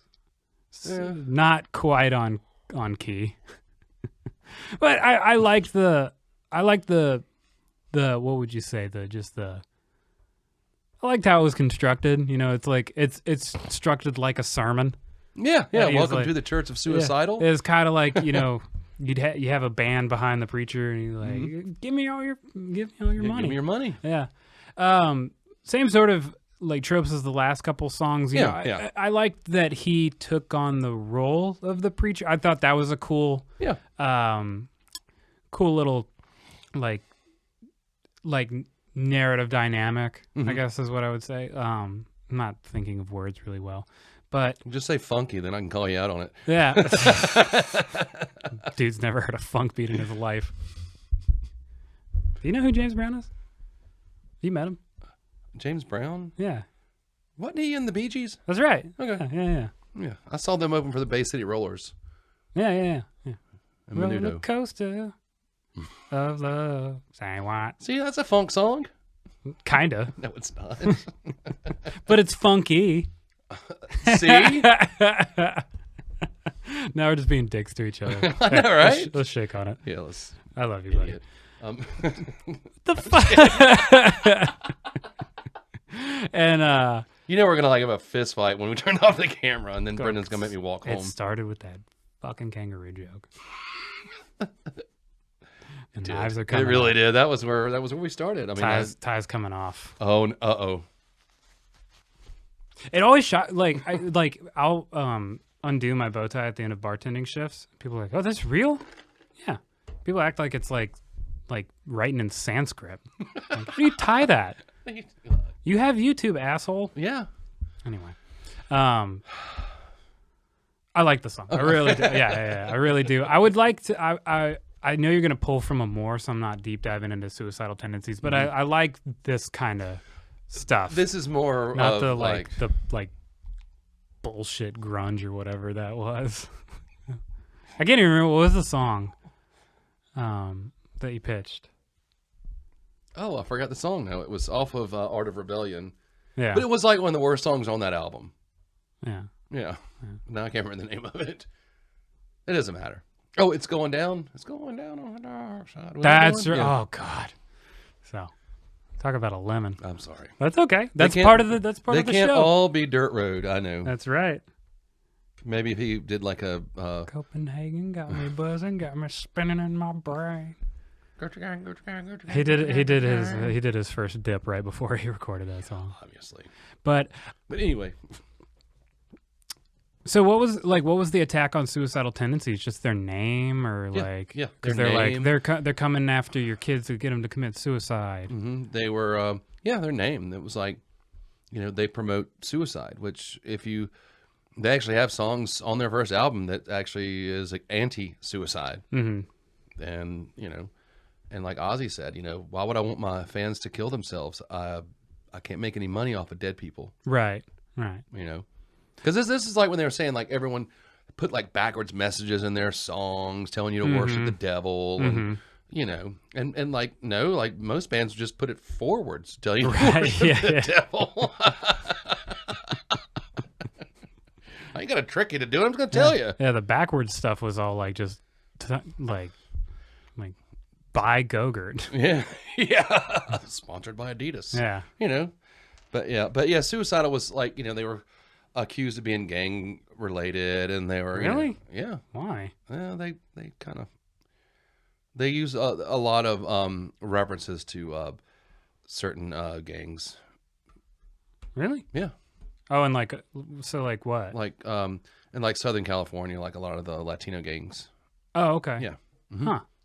So they were they active participant in street gangs? Oh. No, not at all. People just like grasp at straws. Yeah, it seems like for these kind of things. They were just a hardcore punk band, and you can't help who shows up at your show. Right. But Suicidal was actually on an FBI watch list for years. They couldn't even play in their hometown of Los Angeles because they were afraid they were going to incite riots. Huh. Yeah. Well, on their first album, they have a song called "I Shot Reagan." Oh, okay. But it wasn't about. He didn't literally shoot Reagan. Right. But it was. That feels like it'd be fairly easy to fact check, especially if you're the FBI fucking eye. Yeah. But because he put, there's certain things like they would get, especially then they get all fuzzy about. You can't say you shot Reagan. Yeah. Well, the song is. Sorry. I want to shoot Reagan. Well, it's too late. He's dead. Yeah. No, I know. But it was. If you listen to the song, you understand it's not. He's not. But a lot of these groups, they would just look at the song titles, right, and immediately go, "Oh, well, he worships the devil." They thought Motley Crue were devil worshippers. I'm like, no. Yeah. That's an image. Look at these guys. They're wearing high heels and lipstick. They're just trying to fuck. Yeah. That's pretty much beginning of day, end of day for Motley Crue. Their only god is heroin, or then it was. Yeah. Mountains of it. Yes. So much heroin. But anyway, back But on they can't call them on that because they're also doing heroin. Right. Or the girls, because, Yeah. sinful.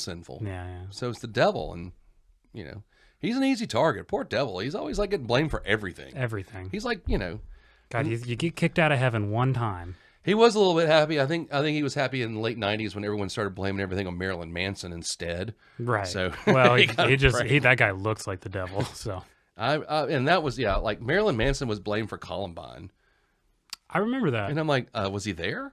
I don't remember seeing him in the footage. I was watching Bowling for Columbine, and they interviewed Manson during that. Mm-hmm. So that was Marilyn, not Charlie. But Marilyn Manson, Charlie's daughter. Yeah, because they listened to his music or something. Yeah, but I And mean, it's just like they always do that. They always just it's video games. It's well, the guy that shot up Virginia Tech was listening to Collective Soul the day he shot. loving that your light shine down. So Whoa! I like to think that's what was going on in his head. probably, Sorry, Blacksburg. yeah. Sorry. That was far enough ago. We can Yeah, make jokes now. yeah. Almost 20 years know. ago. Yeah, that was actually where I used to live. Was where? Blacksburg? Yeah. I was gone after that happened, but yeah, that's where I lived. Yeah, beautiful city, beautiful town. Yeah. But haven't been back since. Because of the warrants. Wow. Them babies aren't gonna raise themselves. Blacksburg's in the rear view. Yeah, I recommend this. This is if you only have been exposed to the 2 Suicidal Tendencies songs so far, listen to this one. Yeah. And I'm not going to pull from this album anymore because I want you to listen to this album. What album is Lights, this? Camera, Revolution. Okay. 1990. It was the pinnacle of them really stepping in their heavy metal shoes. Okay. And it's a good album. It's fun. Okay. So. As long as they don't badmouth preachers the whole time. No.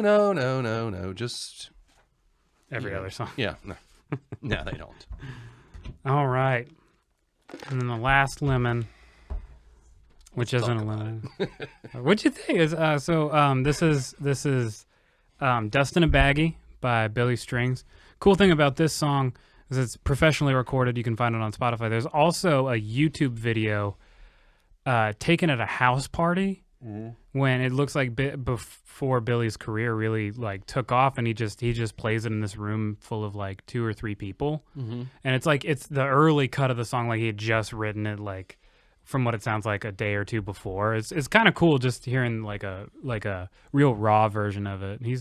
I think he's a phenomenal guitar player. Like bluegrass people most of the time are.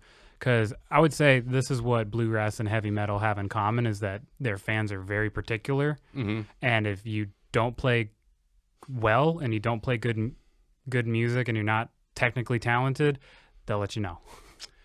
Yeah, agreed. I don't think bluegrass people will throw bottles at your band, though. I don't know. I think they would. I've met some people who are like Wow. up in Virginia. I knew people that were hillbillies that liked bluegrass. Yeah. Yeah, they would throw bottles. Throw bottles. Yes. Okay. Wow. First of all, I have to say this is the happiest meth addicted song I've ever heard in my entire life. Woo! Let's go, boys. That is a first. That was, or I'm not happy. It's the most upbeat meth addict song I've ever heard in my life. Yeah. The playing now. Am I mistaken? Was that guitar picking or was that banjo picking? Or both. I think both guitar, mandolin, bass. I think it's just guitar, mandolin, and bass. Okay. Phenomenal. It sounded great. And the solo, you mean, particular? Yeah. That's guitar. Okay. That's him. That's Billy. That sounded like, to me, what good, fun bluegrass sounds like.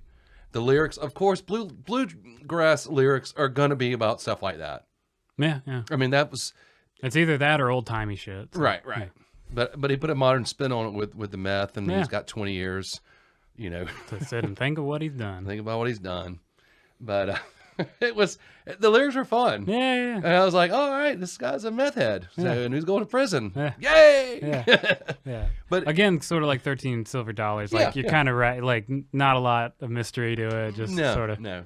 But it was, I like the way his voice sounded and singing in it. Like you could almost just like see this guy just happily picking his guitar, sitting in prison because he got busted with, a baggie of meth. And, but it was so much fun to listen to. I mean, I'm not the biggest fan of bluegrass, but and we've discussed this before, like if it's on, I'll enjoy it. Yeah. Well, and this is a good, like you said, fun song. Mm-hmm. It's kind of like, it would be a good introduction to bluegrass for people because it's so like kind of, it's more accessible, I would say. It's it's the type of song that can get you into a genre, but you don't have to deep dive much further if you don't want to. You can just like this song. I'm a big fan of Billy Strings. He's actually gotten more like almost like doing like progressive bluegrass stuff now lately. Like, I mean, he's very talented. Like, and I like that he's taking his music in a non-typical direction. Really cool music. He's performed at the Grand Ole Opry a couple times. Like, I mean, he's very well respected in that community, which I would say is like, is a really hard community to be respected in. Like, I bet. Yeah, and but yeah, another thing I really like about this song is it's so driving and it's so rhythmic, but there's no drums, and I think that's another thing to speak about. Like bluegrass and metal is like both very technical styles, and both very fast for the most part. I mean, not always, but this is a fast song, extremely fast, and I think it just speaks to the level of musicianship found in bluegrass. So what else was I gonna say? Yeah, I really just enjoy the lyrics. Just like everything's like really sort of on the nose, like just not a whole lot of mystery. I love that last line of I used my only phone call to contact my dad. He got 20 long years for dust in a baggie. I actually took it as, because I don't think you can get 20 years for possession of meth. So I took it as like he killed somebody over meth. Could be. Or like, that's what probably not. I don't know the sentencing for meth. Yeah, possession. But I'm sure Billy Strings is familiar with it, so he would know better. But yeah, it was fun. And it was one of those things that first time I listened to it, I was like, all right, this is cool, but I gotta follow some lyrics. I gotta figure out what this guy, because I couldn't, he was going so fast. And then I got the lyrics down. I'm like, yeah, okay. This is where we're at. I ain't slept in 7 days, haven't ate in 3. Methamphetamine has got a day. It lets you know right from the front. Hey, there's a song about meth. First verse, here we are. Yeah. But I recommend, man. It was fun. Yeah. So definitely do meth. Yeah. Yes. Do meth. Do meth. We'll have a disclaimer at the end. And worship Jonathan, Satan. Yeah. And assault people wearing pinky rings. Yes. And yeah. Worship the devil and do meth. Yeah. What's the worst that can happen? And if you're an evangelist, you're going to lose all your money, and your wife will die of cancer. So, just kidding. Hey, just in case you're thinking about getting into the practice, know what you're up against. Yeah, dude. Let's wrap with some like road trip stories. What do you think? Yeah, just kind of we were sort of. Why not? What did I leave off on? We were kind of in the middle of something. I'll probably interrupt you 6 times. Oh, that's okay. That reminds me of a joke. Go ahead. You've been so on point with them today. I got to get my composure first. You guys talk amongst yourself. Take all the time you need. Yeah, dead space. Okay. All right, you ready? Yep. All right. I'll edit this out because I'm stupid. Don't edit. All right. We don't edit. Don't you hate it when you like crack yourself up and no one else around you even knows why? I wouldn't know. Yeah, no, I think I've talked about it on here. Is like I've said a joke in front of a crowd of people and laughed at it, and then nobody else has. Yeah, you just want to bury yourself in shit. And I'm in an odd space because I have not felt well in like 2 months. Yeah, and like I'm finally like feel like my normal self, so I'm excited about getting over like the allergies and all the this and that. And I had a stomach bug this week, and all those things. Syphilis. Yeah, well, that's still there, but But it's just like I feel like, and it's springtime, so I'm actually feeling better. So knock knock. Who's there? Interrupting cow. Don't do this to me. Don't do it. I'm not finishing this joke. I'm not doing it. Okay. You don't have to.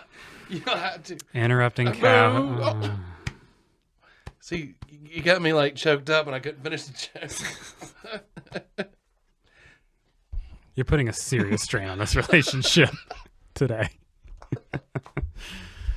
I'm cracking myself up. I swear I'm not on drugs. I promise. I'm just kidding.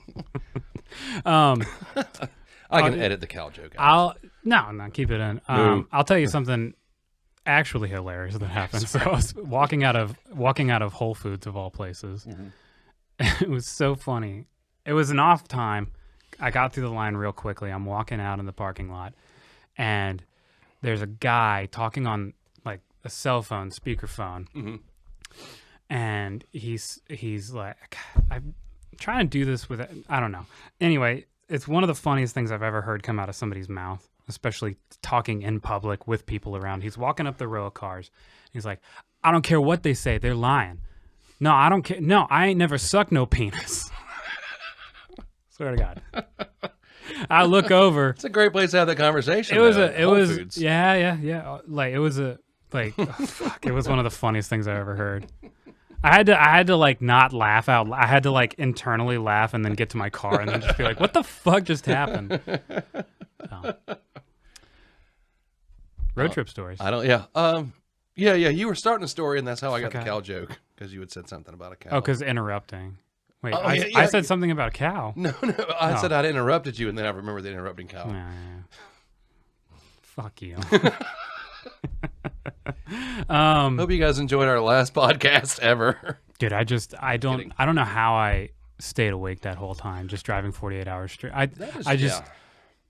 Something told me, I was like, if I just drink a lot of orange juice and smoke a lot of cigarettes, I'll just stay awake the whole time. Yeah. And it worked. When you're the first day you're a lot younger. When you're younger, you can do things like I could probably do it now too. To be honest, like I'm kind of crazy like that with driving. Like I can just tune into it, and as long as it's not like the thing I always tell myself, when it's dark out and you're driving, you're kind of like, and it's like, if I can just make it to dawn, the lights out, I'll feel better. I left Savannah early in the beginning of my trip, and I got to New Orleans in like 10 hours. Like, just didn't stop. Wow. Yeah. And I-10 was horrible. I went down to like Jacksonville and like cut across Florida. That's how I did it. And there was a horrible storm on I-10, and there was treadwares in the highway that were filling up with water. So you'd like drift and you'd catch one and it would like go to turn you side. It was bad. It was bad. That was one of the roughest parts of the journey, and it happened up front. Oh, I'm a fucking idiot. So I would say I'm like above average intelligence, but for as smart as I am, I'm equally stupid. Yeah. For years, I'm talking like 25 years on this earth, I did not understand how seasons worked. I had an image in my mind of how they worked, and on that road trip, I figured out how seasons worked. So my thought, I don't know why. Here's what I boil it down to. So like, did you ever see now I'm gonna date myself, but the Recess movie? Probably not. You were probably a teenager. No, you're probably like in your 20s at that time. Yeah. There's a show called Recess. It was about this group of kids. They made a movie. The premise of it is this guy wants to pull the moon closer to Earth to make it winter in America more often. Anyway, he's going to do it at the point where the moon is closest to the Earth. Yeah. He's going to use a tractor beam. Makes sense. And I was like, oh, that's how the seasons happen, because the Earth gets like closer to the sun at that time of year. And so it like gets warmer. And then I'm in the middle of the West Texas desert, and I'm just driving, and I'm like, goddamn, there's like another 12 hours of sunlight, because like, it's middle of summer, sun's out longer. And I was like, oh, it's summer because the sun is on the the Earth for longer. Like the sun's out for longer. Does that make sense? Yeah. Yeah. Yeah. I mean, Because the axis of the Earth and the Earth tilts. yeah, and you're exposed to sunlight for longer. Yeah. Yeah. I learned that at 25. Wow. Yeah. Anything else I need to teach you after the show? Probably a lot. I mean, you are engaged. Is there anything else we need to talk about? Probably a lot. Sammy's like, please talk to him. He doesn't know. Yeah. For years, I didn't know what the term ovulation meant. I thought it just meant they were really wet. I'm writing a stand-up joke about that now. And I went to public school. To be fair, like in a worse. Well, no, I think Savannah's public school and Macon's public schools are probably just as bad. I didn't pay a lot of attention during sex ed. Didn't think I needed to. We didn't even have that class when I was in school. So, really? Yeah. No sexual education? Nope. I was taught what sex was in 3rd grade by the Catholic Church. Were you an altar boy? Zing! Bang! On brand for the week. There we go. Crack a beer. Yeah. Mm-hmm. That's right. So, I was trying to think of a road trip story that would really, outshine my jokes. Or me learning how Or you learning how the solar system works at 25 years old. Yeah, well, it's okay. It's okay. I think I told you, and I don't know if I said this on air, but I used to know a girl who was in her early 20s, and she couldn't tell me who was in the Civil War, as in what countries fought in the Civil War. Well, you got to be specific. There's a lot of civil wars. The American Civil War, she didn't know what countries fought in the American Civil War. America. Yeah, it was only one country. She didn't know who was involved in the Second World War. Well, there's a lot. That's a lot of names to remember. You mean the main ones? Yeah. The big guys. You could just about name any country on earth and you would have been right. Yeah. And she couldn't even do that. Well, I mean, there's the big one. I feel like everybody should know. Germany. Oh, I was going to say Australia. Bringing us back to kangaroos. There we go. All right. Well, yeah. I mean, if it wasn't for Australia, we wouldn't have. We should road trip to Australia. I would love to go to Australia. I think. Can we road trip it, or do that's we what I was saying. I think we might want to fly. I think we'd have to get there and then road trip, but until they make the giant bridges to connect all the continents. God, imagine that fucking drive! Like driving across the Pacific. And they'd make it a toll bridge. Hawaii. Oh fuck! Yeah. You get halfway across and realize you don't have any change. Oh man! Do you have an ATM or something? They'd have to put like little islands of like bathrooms where people would just be peeing off the bridge, just shitting in the car. And think about all the people, all the rednecks that be fishing off the bridges. Yeah. Seems like the most logical place for fish to congregate is the absolute middle of the ocean. Yeah, well, you go down into like the country, and there's always like 3 or 4 people just on any bridge. Yep. Right next to the sign that tells them not to. Yeah. So don't jump from bridge, especially if people are fishing. Yeah, they're fishing. You got to tell people a lot of stuff. Learning's hard. Learning's hard. There is a big movement on the internet to remove safety labels from things, just to weed out the people that are going to go anyway. Yeah, just helping them out. Yeah. Just moving things along a little faster. Speeding up because coronavirus didn't do enough. Yeah. Good job. Yeah. Good job, people who invented coronavirus. Yeah. Depends on who you ask. Fucking Bill Gates. Yeah, Bill Gates and whoever. He's kind of creepy as a billionaire, I would say. Like, conspiracy theory stuff aside, like, he has said some stuff publicly where you're like, oh shit, like, this guy is like Batman level rich, and he's gonna do crazy shit if you allow him. He's like, let's shoot dust at the sun. Like, wait, what? Hang on. We gotta, like, there's gotta be some restrictions on. Elon Musk is blowing up rockets and. Yeah. So they're doing it wrong. If I had the money that Bill Gates had, you'd never see me again. What would you do? I would, whatever I wanted to, but I wouldn't be in the public eye anymore. Really? I would buy a huge island, and that's where I would stay for the rest of my life. Now we're getting into Epstein territory. Not that kind of island. No, because I wouldn't want anybody on it. I would call it Teenager Island. And I would call it the Disney Channel. Yeah, yeah. You know, me and the guy from oh god, now we're getting into stuff. What was the guy's name? Dan Schneider, who produced all those Disney Channel shows. Oh, is that right? I don't know. Yeah, he started out as he was on that TV show Head of the Class. I know you've never heard of that, but anyway. Was it on Disney Channel? No, it was a network show. Oh, I didn't have the Disney Channel growing up. why not? You poor. Yeah, no. I mean that wasn't really a thing. Yeah. Okay, all right. I mean, we just started getting talkies. Saw Charlie Chaplin. Yeah. Doing his thing. Yeah. For those of you listening, I'm dancing. Huh? Falling down. But yeah. But no, I mean, that was on network. It was 80s sitcoms are better than anything that'll ever be on TV ever. Really? From now until the end of time. Okay. I'm just saying. Name one. I Can't do it. What was it? Night Court. Cheers. What's Night Court? See? I've seen Cheers. Yeah, Night Court came on after Cheers. Cheers came Why'd on you at say 9. it first then? Because I like it more. Oh, okay. What was Night Court? It was about, it was a zany New York courtroom that was at night. You had a judge, 2 attorneys, you had 2 wacky bailiffs, and all the shenanigans that went on. It was fun. It was funny. It was Night Court. Night Court. Just keep saying it. I'll get it eventually. No, you're not. You have to look it up. Can I watch it on YouTube? Actually, it's Probably. hard to find it because like no streaming services have it. Somebody will eventually. I had to They'll pick buy it it up. on. I had to buy the first season on Apple so I could have it. 'Cause I missed it so much. Yeah, God forbid you have to pay for something.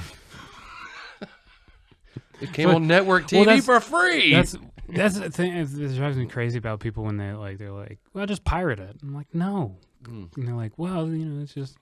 It's like, oh, God forbid you have to pay for it. And Yeah. I'm like, well, wait till it's free on Netflix. Netflix isn't free. By the way. Yeah. I quit stealing People's music, concept like, of every monies year. is all screwed up these Well, days. it's because you can get it for free. When I was growing up, I didn't have I couldn't just open up this magic box and listen to all the music in the world. Mm-hmm. I had to save up my allowance, walk up to Turtles or Record Bar. Uphill both ways. That was kind of flat, actually. Hope that I had enough money to buy this tape that I'd only heard one song off of, and hope the rest of the music was good because we also didn't have where you could, I don't think these exist anymore, but used CD stores. Mm-hmm. Okay, that was long before that was even a thought. Mm-hmm. So you buy this tape or you buy this CD, you are stuck with it, mister. Hope it didn't sit in the sun too long. Yeah, and hope there was more than one good song on it. Yeah. Because that was your money for the week. That was it. I paid a nickel for this. I worked in the factory all week. Working my hands to the bones for this Megadeth tape. Yeah. Couldn't open up the magic box. What, Pandora? Or some on computers. Oh, okay. Or your phone. Yeah. You know what kind of phone I had? It was a pay phone. You better have a quarter in your pocket. Yeah. And then the bag phone came along, whatever that was. Yeah, but I didn't have a bag phone. You said you had a bag phone. The guy who we were on the trip with had a bag phone. Oh, okay. So he's mine. he's the doctor. But it was like $2 a minute to make a phone call. Jesus Christ. Yeah, that is no Did you joke. have to put the money in the phone? No, you had to. I remember. All right, now see, we're getting off topic, but we're done. It doesn't matter. Yeah, this is the off-topic part. This, when I was growing up, okay, I remember when ATM machines first came out. Normally, though, I'm not kidding. Dude, you sound like a World War I vet to me. No, this was in the 80s. On Friday, people always talk about, Friday long lines at the bank. Well, that was because what you would do is when you were getting off work on Friday, you would go cash a check at the bank so you'd have some money for the weekend. What's a check? See? Because it was, or you would just, if you needed something else, you'd write a check for it. But we got our allowance on Friday. Well, one of my parents had to go cash a check to have cash to give us our measly little allowance. But you didn't put the card in the box and get the money out. There was no Venmo or PayPal or whatever the other ones are. Look at Bitcoin? I don't know. I don't know. Yeah. That's the thing is like I'm in between two worlds where I have no idea what happened before 2005, and I don't know anything that's happened since 2016. Yeah. I have no idea. Like all the Bitcoin and Dogecoin and what, like 9/11. Well, that was before 2005. That's the last thing I remember is 9/11. It's the one popular reference I have. That's the last thing a lot of people remember. Now you're doing jokes. Nah, that's comedy. That was horrible.